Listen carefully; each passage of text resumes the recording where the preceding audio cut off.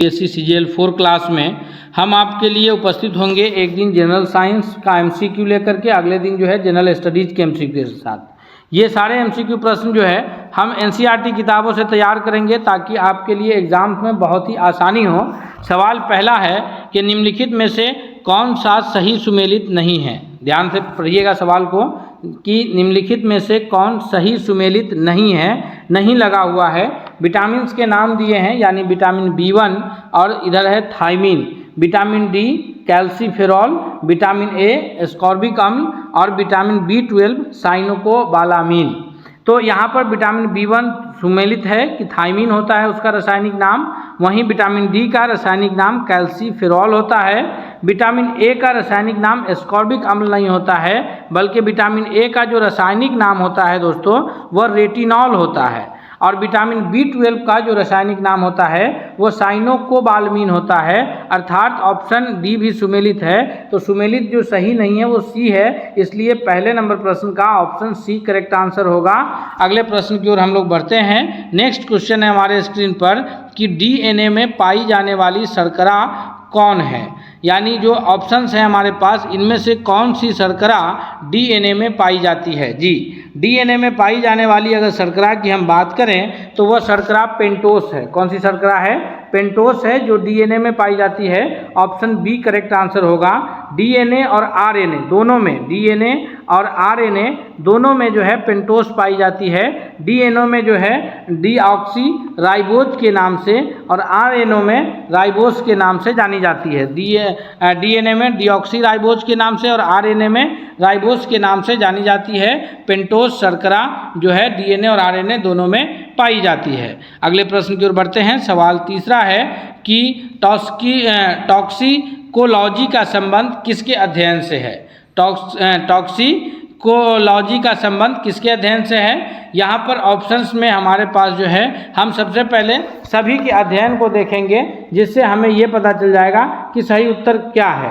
तो वायरस के अध्ययन को वायरोलॉजी कहते हैं। क्या कहते हैं? वायरस के अध्ययन को वायरोलॉजी के नाम से जानते हैं, याद रखिएगा। उसी प्रकार जो है बैक्टीरिया के अध्ययन को बैक्टीरियोलॉजी, बैक्टीरिया के अध्ययन को बैक्टीरियोलॉजी के नाम से जानते हैं और विषों के अध्ययन को टॉक्सिकोलॉजी के नाम से जानते हैं और कैंसर के अध्ययन को ऑन्कोलॉजी के नाम से जानते हैं। कैंसर के अध्ययन को ऑन्कोलॉजी के नाम से जानते हैं। तो यानी ऑप्शन सी करेक्ट आंसर होगा कि विष यानी जहर के अध्ययन को टॉक्सिकोलॉजी के नाम से जाना जाएगा। दोस्तों, हम सभी प्रश्नों को ऐसे व्याख्या के साथ आपको बताएंगे कि जिससे आपके सारे प्रश्न इससे रिलेटेड आने वाले सॉल्व हो जाएंगे। इसलिए हम आपसे रिक्वेस्ट करते हैं कि अगर आप हमारे चैनल पर नए हैं तो प्लीज़ आप चैनल को सब्सक्राइब कीजिए, बेल आइकन को प्रेस कीजिए तथा आपको अगर यह क्लास पसंद आ रहा है तो इसे दोस्तों के बीच भी शेयर कीजिए ताकि आपके दोस्तों की भी तैयारी बेहतर हो सके। अगले सवाल की ओर बढ़ते हैं। सवाल चौथा है कि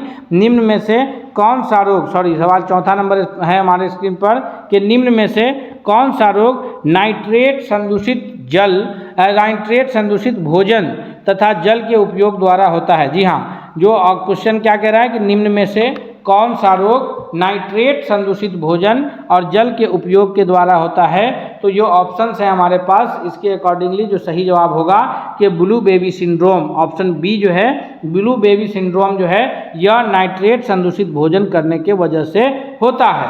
क्योंकि यदि अगर हम लोग भोजन में जल और नाइट्रेट की मात्रा अधिक हो जाए, भोजन तथा जल में अगर नाइट्रेट की मात्रा बढ़ जाती है तो वह शरीर के लिए हानिकारक होगा। विशेषकर जो है ब्लू बेबी सिंड्रोम बच्चों में जानलेवा होता है और यह हीमोग्लोबिन के साथ क्रिया करके जो है मेथेमोग्लोबिन बना देता है। हीमोग्लोबिन के साथ क्रिया करके क्या बनाता है, याद रखिएगा। ये ब्लू बेबी सिंड्रोम जो है ये मेथेमोग्लोबिन बना देता है, मेथेमोग्लोबिन बना देता है, जिससे क्या होता है कि ऑक्सीजन का संवहन रुक जाता है, यानी हमारे शरीर में ऑक्सीजन का जो आवागमन है वो रुकता है और इसी को जो है हम लोग ब्लू बेबी सिंड्रोम के नाम से जानते हैं।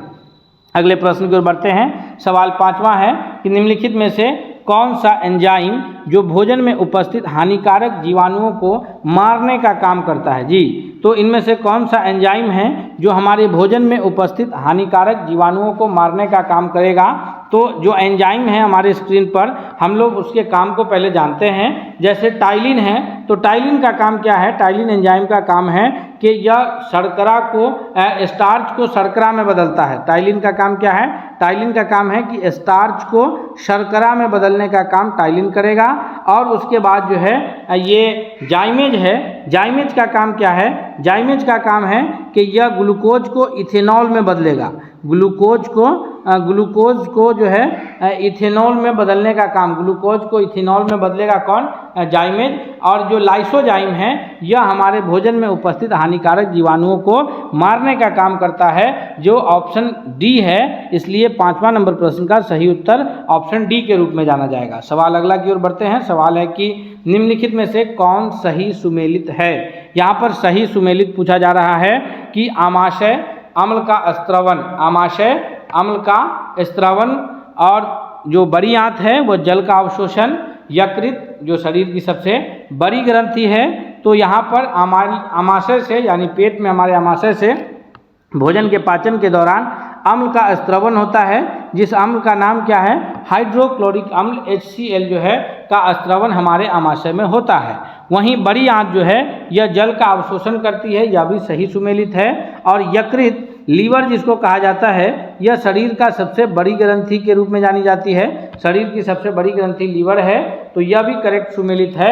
अर्थात इस प्रश्न का सही उत्तर क्या हो जाएगा? ऑप्शन डी हो जाएगा। सही उत्तर क्या होगा दोस्तों? ऑप्शन डी के रूप में जाना जाएगा कि यहाँ पर सभी सुमेलित है। आमाशय अम्ल का स्त्रवन करेगी, बड़ी आंत जल का अवशोषण के लिए, और यकृत शरीर की सबसे बड़ी ग्रंथि है। ये सभी यहाँ पर सुमेलित हैं। सवाल अगला है कि मानव मस्तिष्क में स्मरण क्षमता कहाँ होती है? यानी मानव मस्तिष्क में जो याद करने की क्षमता है, जो बातों को याद रखने की जो क्षमता है, यह कहाँ पर होती है?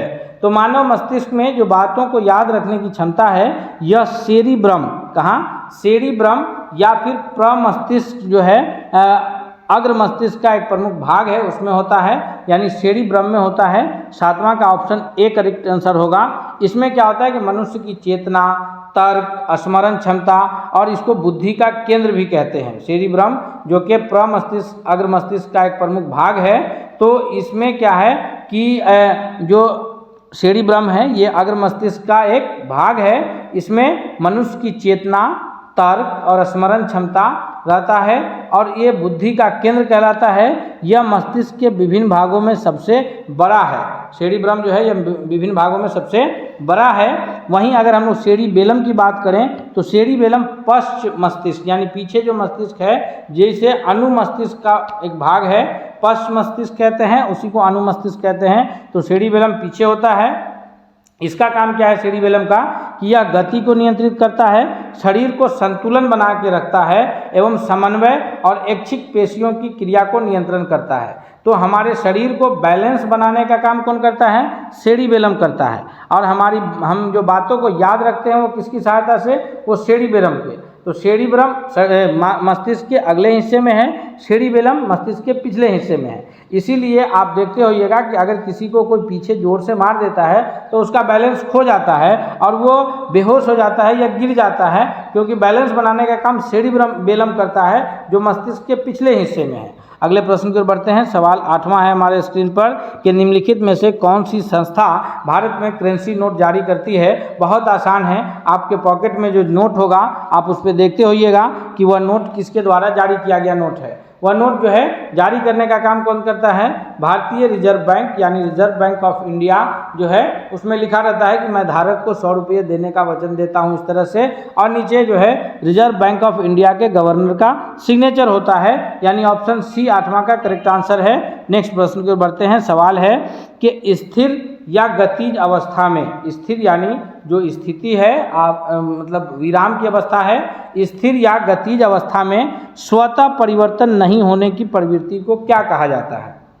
यानी प्रश्न ये कह रहा है कि अगर कोई वस्तु स्थिर है तो वह स्थिर रहना चाह रही है, और गति में है तो गति में रहना चाह रही है। वह अपने आप किसी प्रकार का परिवर्तन नहीं चाह रही है, लेकिन हम अगर अलग से कोई एडिशनल फोर्स उस पर लगाएंगे तो वो स्थिर से गति में आ सकती है या गति से स्थिर हो सकती है। लेकिन जिस अवस्था में है वह अपने उसी अवस्था में बनी रहनी चाहती है। इस प्रवृत्ति को क्या कहते हैं? इस प्रश्न का यही अर्थ है कि स्थिर या गतिज अवस्था में स्वतः परिवर्तन नहीं होने की प्रवृत्ति को क्या कहा जाता है। तो हमने आपको जो समझाया है उसके अकॉर्डिंगली ऑप्शन सी होगा कि यह जड़त्व कहलाएगा, इनर्शिया के नाम से जानते हैं, जिसे न्यूटन के गति का प्रथम नियम भी है। न्यूटन के गति का प्रथम नियम क्या कहता है कि जो वस्तु स्थिर है वह स्थिर रहना चाहती है और जो वस्तु गति में है वह गति में रहना चाहती है जब तक उस पर कोई बाहरी असंतुलित बल कार्य नहीं करे। तो वही कह रहा है प्रश्न कि स्थिर या गतिज अवस्था में स्वतः परिवर्तन नहीं होने की प्रकृति को जड़त्व कहा जाएगा। अगले प्रश्न की ओर बढ़ते हैं। सवाल है कि निम्नलिखित में से कौन सा उपकरण प्रकाश ऊर्जा को विद्युत ऊर्जा में परिवर्तित करता है? प्रश्न को पहले समझिए। प्रश्न क्या कह रहा है कि निम्नलिखित में से कौन सा उपकरण प्रकाश ऊर्जा को विद्युत ऊर्जा में परिवर्तन करता है? 4 ऑप्शंस हैं आपके पास, हम एक एक का काम जानेंगे। विद्युत हीटर। हीटर का काम क्या है? यह विद्युत से ऊर्जा लेगा तो विद्युत ऊर्जा को क्या करेगा? यह विद्युत ऊर्जा को ऊष्मा देगा, यानी गर्मी देने का काम करेगा। तो यह ऊष्मा में परिवर्तन करेगा। विद्युत ऊर्जा से ऊष्मीय ऊर्जा में परिवर्तन करने का काम विद्युत हीटर का होगा। डायनमो का काम क्या है कि यह मैकेनिकल एनर्जी को यानी यांत्रिक ऊर्जा को विद्युत ऊर्जा में बदलने का काम करेगा, क्योंकि हर जनरेटर में डायनमो लगा होता है। तो यह यांत्रिक ऊर्जा को विद्युत ऊर्जा में बदलेगा। कौन? डायनमो। और विद्युत मोटर का काम क्या है कि यह विद्युत ऊर्जा को फिर यांत्रिक ऊर्जा में बदलता है, विद्युत ऊर्जा को यांत्रिक ऊर्जा में बदलता है। तो अगर हम बात करें तो डायनमो और मोटर एक दूसरे का विपरीत है।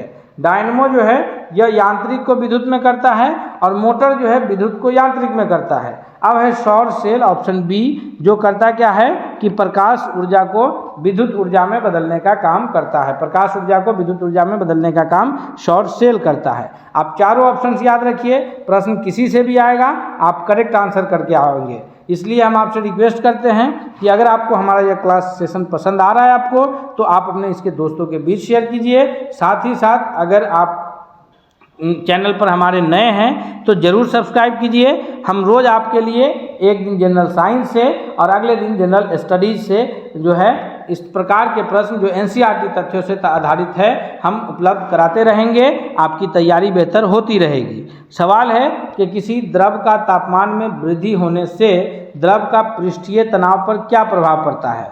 कि किसी द्रव का तापमान में किसी द्रव के तापमान में अगर वृद्धि करते हैं तो उसके जो पृष्ठ तनाव है उस पर क्या प्रभाव पड़ता है? तो ताप बढ़ाने पर पृष्ठ तनाव क्या होगा? ताप बढ़ाने पर पृष्ठ तनाव घटेगा, अर्थात ऑप्शन ए करेक्ट आंसर हो जाएगा। क्योंकि जो है ये जो तापमान हम लोग बढ़ाते हैं तो तनाव जो है वह इन्वर्सली प्रोपोर्शनल होता है तापमान के। तो जितना हम तापमान बढ़ाएंगे तनाव उतना घटेगा। तो ये ऑप्शन ए करेक्ट आंसर होगा। सवाल अगला है कि ध्वनि का तारत्व यानी पिच जो है या उसकी तीव्रता श्रीलनेस का निर्धारण होता है ध्वनि के किस पार्ट से? ध्वनि का उच्चारण मतलब उसका तात्व, उसका पिच और उसकी जो तीक्ष्णता है यह जो है निर्धारित होने का काम होती है।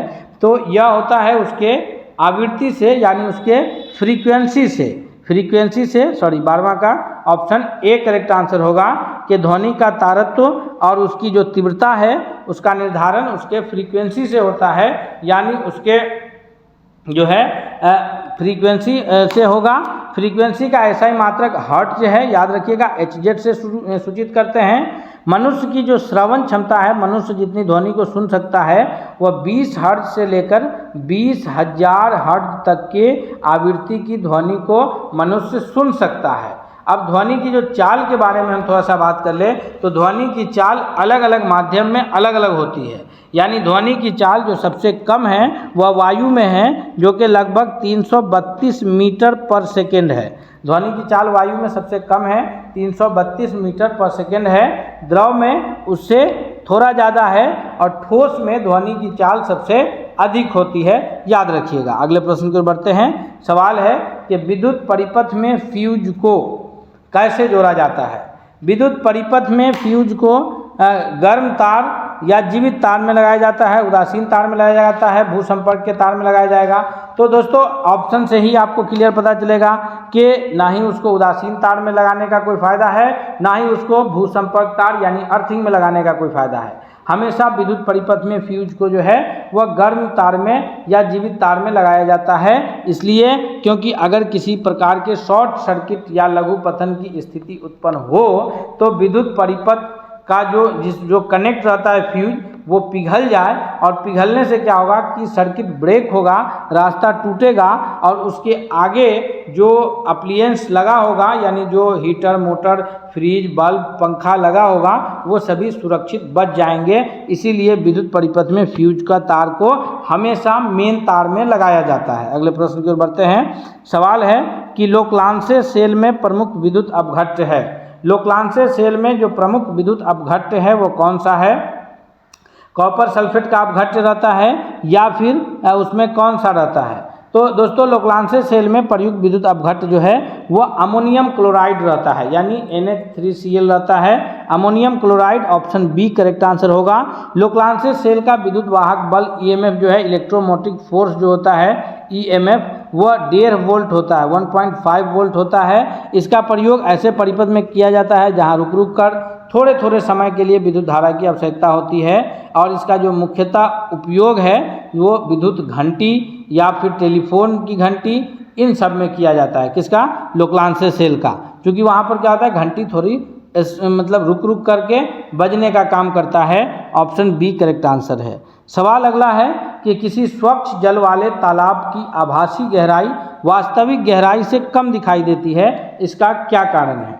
यानी अगर किसी प्रश्न क्या कह रहा है एक बार फिर से समझिए कि किसी स्वच्छ जल, बिल्कुल साफ जल हो, उसमें मिट्टी वगैरह की मात्रा नहीं हो, पानी एकदम साफ हो वाले तालाब की आभासी गहराई, यानी उस तालाब की गहराई ऐसा प्रतीत होगा कि बहुत कम है, 1-2 फीट है, लेकिन जो उसकी वास्तविक गहराई होती है वो ज़्यादा होती है। तो ऐसा क्यों दिखाई पड़ता है, उसकी आभासी गहराई कम क्यों मालूम पड़ती है। तो इसका सही उत्तर होगा दोस्तों कि उस तालाब की आभासी गहराई इसलिए कम मालूम पड़ती है क्योंकि प्रकाश के अपवर्तन के कारण ऐसा संभव हो पाता है। किसके कारण? प्रकाश के अपवर्तन के कारण। ऑप्शन डी करेक्ट होगा।